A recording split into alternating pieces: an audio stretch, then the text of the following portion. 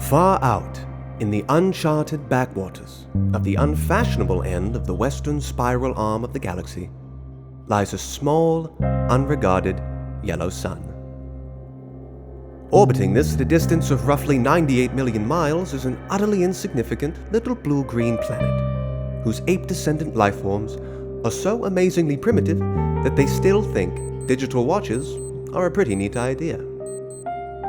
This planet has, or rather had, a problem, which was this. Most of the people living on it were unhappy for pretty much of the time. Many solutions were suggested for this problem, but most of these were largely concerned with the movements of small green pieces of paper, which is odd because on the whole it wasn't the small green pieces of paper that were unhappy. And so the problem remained. Lots of the people were mean, and most of them were miserable, even the ones with digital watches.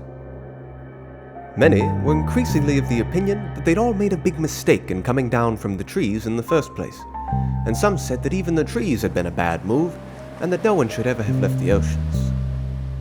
And then, one Thursday, nearly 2,000 years after one man had been nailed to a tree for saying how great it would be to be nice to people for a change, a girl sitting on her own in a small cafe in Rickmansworth suddenly realized what it was that had been going wrong all this time, and she finally knew how the world could be made a good and happy place.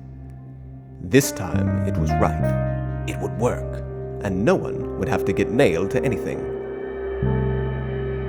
Sadly, however, before she could get to a phone to tell anyone about it, a terrible, stupid catastrophe occurred, and the idea was lost forever.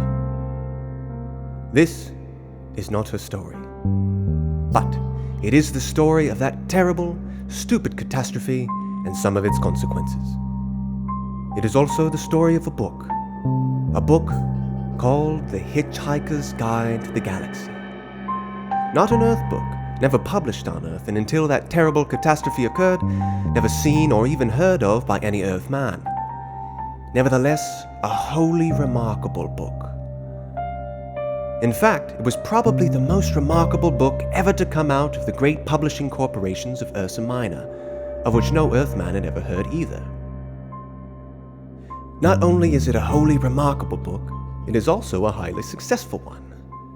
More popular than the Celestial Home Care Omnibus, and more controversial than Ulan Kulufid's trilogy of philosophical blockbusters, Where God Went Wrong, Some More of God's Greatest Mistakes, and Who Is This God Person Anyway?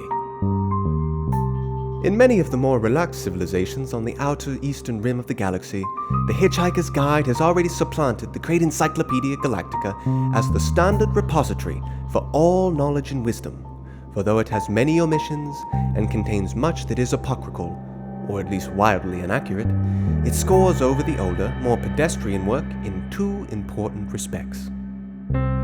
First, it is slightly cheaper, and second, it has the words "Don't Panic" inscribed in large, friendly letters on its cover.